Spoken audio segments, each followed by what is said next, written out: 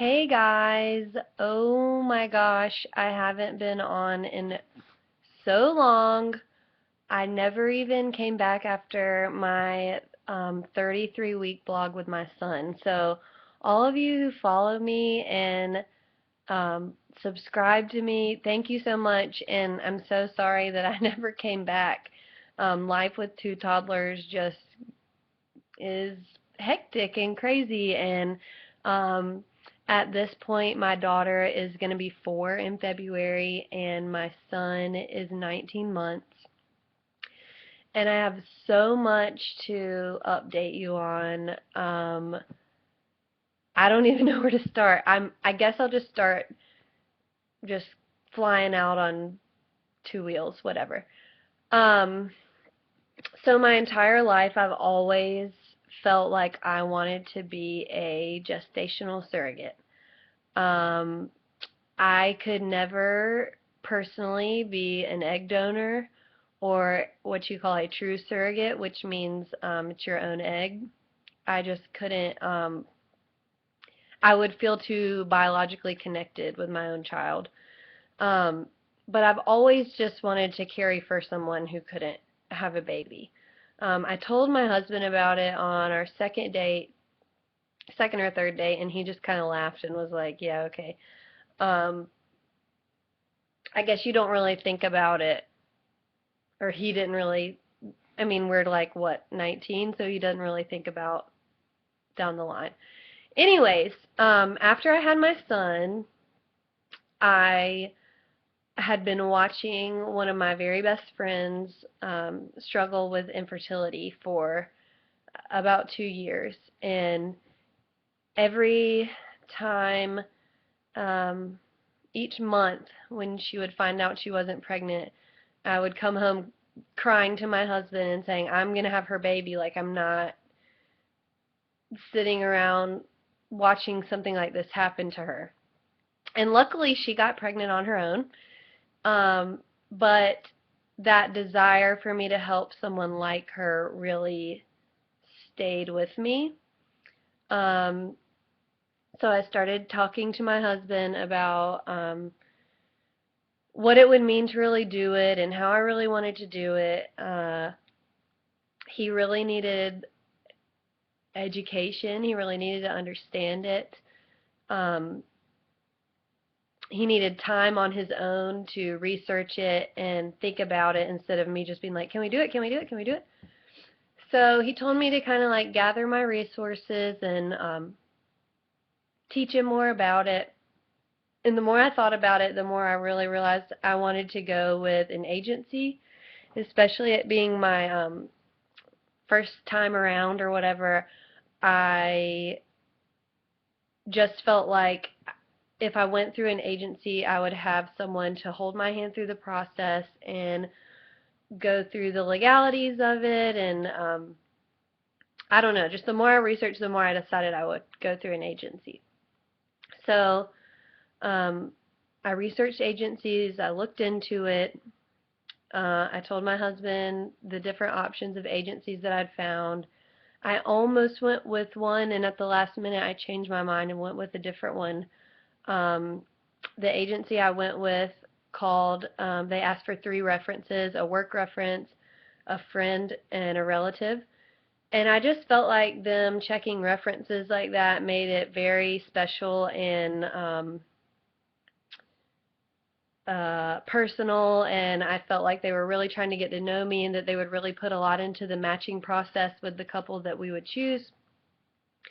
Um, and plus their coordinator, I just felt like I really got along with her, and we just connected. So that was back in June or July. And then come July 31st, which was actually my birthday, we got a letter from the IPs, or intended parents, that they've decided to match us with. And I knew right away from reading that letter that I wanted to meet these people, that I felt like we might have a genuine connection. So the way it works is then you have like a Skype date set up. So my husband and I would get to meet them and talk to them and ask each other questions, and someone from the agency is kind of facilitating it. And if that conversation ends and you feel like you like them, but maybe you don't just, I mean, this is a huge commitment, obviously, so maybe you feel like you don't completely mesh with them, or for whatever reason, you can say, I don't feel like that's a great fit. Let's try the next people that come along. So we were kind of nervous going into that phone call, and then within 5 minutes on the phone call, I think my husband and I both just knew we for sure wanted to go with these parents, these people, these wonderful people that I knew at that time that we would end up being lifelong friends with. We are like four peas in a pod. But anyway, that was back in August when we had the Skype date. And then their clinic is in Maryland.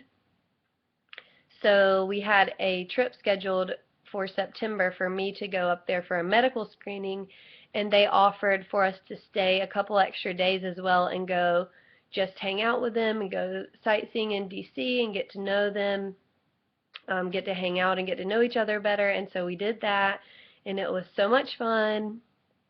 Everything went really well. By the way, this is a very short version of the story, so if you have any specific questions about like the screening process or anything about the agency or whatever, please write that in the comments, and I'll be glad to interact with you or whatever, but this is a short version. So anyways, after everything was cleared, we started the legal process, which is basically just contracts between them and us, going back and forth on all the little legalities and, you know, everything from finances to restrictions and regulations, and who can be in the delivery room and who can get medical. I mean, it's so extensive. And after contracts, we were approved for transfer, and that actually happened on November 17th. So when we got, or a few days before, they called to let us know that they felt like we should transfer 2 embryos.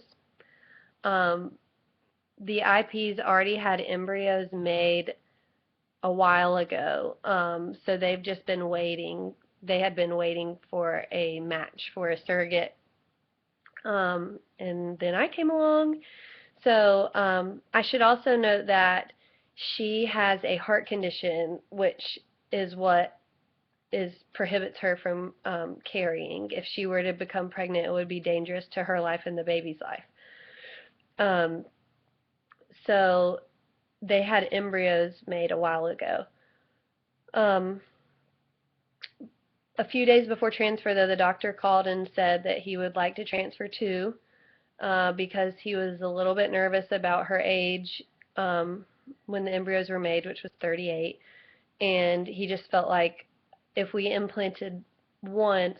transferred 1, the chance of it implanting and being a successful pregnancy was about 40%, and if we transferred 2, the chance of them, or of 1 implanting and having a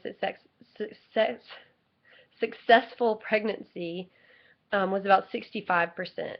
But that also left a chance that both could stick, both could implant, and I could have twins, and that's a 30% chance.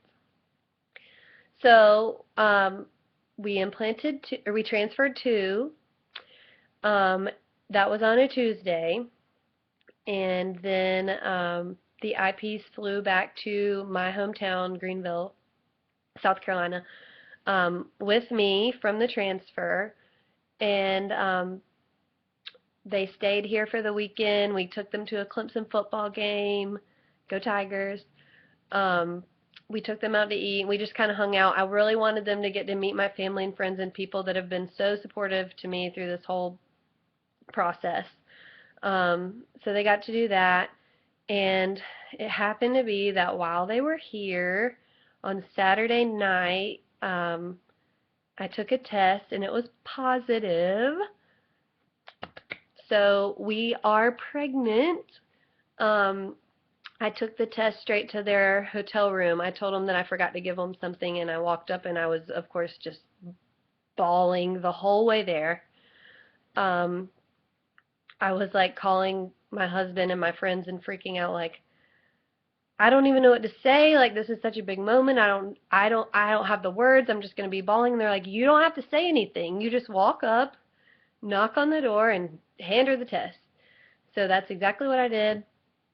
And we were all thrilled. We were all jumping, hugging, and crying. And um, maybe I'll figure out one day how to put a picture of that in here. But anyways, they had to fly back out the next morning. And then I'm a POAS addict, which if you don't know, that means pee on a stick. I probably took 30 tests over the course of the next week because my HCG blood draw beta, which tells you, quantitative HCG if you're pregnant or not, wasn't until 13 days after the transfer, which was this past Monday. So all of those kept getting darker, and that was reassuring. And then Monday at my blood draw, it was 1257, and they looked for that to double within 48 hours. So Wednesday, when I went, it was 2519, so it just doubled, which makes me think one baby stuck, because typically what you hear or read about is that if you have twins, your beta does more than double. It triples or quadruples. So that just really makes me think that it's one. But also that number 1257, that was also really high for 13 days, but it could have just meant the one embryo implanted early. But we find out for sure on December the 14th is our first ultrasound. I'll be 6 weeks and 4 days. Today I'm 5 weeks and 1 day. And I think I've just decided, with my first pregnancy, I blogged. And then with my second pregnancy, obviously some of you know, I tried to vlog. I was only successful at the beginning because I just got crazy. But I really want to vlog this. It's something I've always wanted to do. I want to remember it. My due date is August 4th, and my 30th birthday is July 31st, so there's a really good chance that the baby could come on my birthday, and I just can't think of a more momentous and wonderful birthday present for someone like me who has always dreamed of doing this. Sorry, I'm trying not to cry. I've always dreamed of doing this, and that's just like the greatest gift to me, even though I know it's obviously the greatest gift to the parents, but I'm just really excited about the whole thing, and I don't want to forget any of it. And I also think vlogging it for the parents also might be a kind of cool thing for them to go back and see, because since she can't be pregnant herself, I would like her to one day go back and look at the stages her baby was at and how the baby was making me feel, and kicking and moving and all of those things. So I'm super excited, and I'm going to try really hard to be a good vlogger again. And I hate making videos over 15 minutes long, so I only have like a minute left. But I hope some of you guys that used to follow me are still around. And I just am really excited. Really quick, I'm going to say like my symptoms. I'll do like a end of the pregnancy vlog. I don't have any symptoms. I've had a really bad cold for the past week. And so I keep saying if I do have pregnancy symptoms, the cold symptoms are shadowing that. The only thing is I'm tired, and I have little hints of nausea every now and then, but nothing even close to what I've had in the past. So no pregnancy symptoms yet, no baby belly yet, just fat. And Christmas is coming up, and everything's really exciting, and I'm going to try to remember to vlog again. Hopefully my next one will be the ultrasound that tells us how many babies are in there, but I really think it's one. If it's two, I'll be thrilled because they'll get a family just like that, and they don't have to go through this process again, and I'll be really happy for them. but I know they're thrilled either way. One or two, we're all happy and we're all excited. So, okay, there's my 15 minutes. I'm glad to be back, and I'll see y'all soon.